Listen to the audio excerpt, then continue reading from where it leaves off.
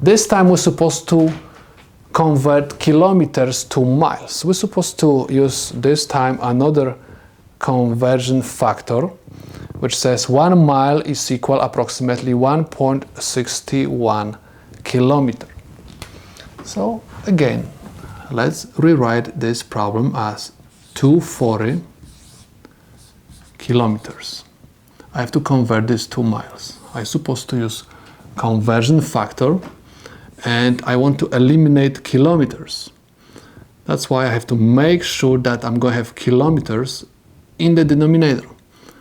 I know that 1.61 kilometer is equal 1 mile.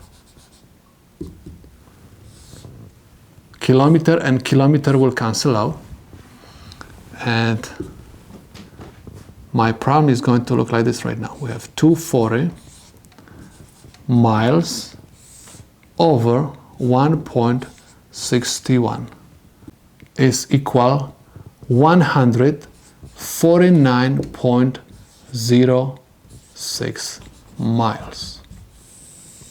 So 240 kilometers is equal 149.06 miles. This is the solution to this problem.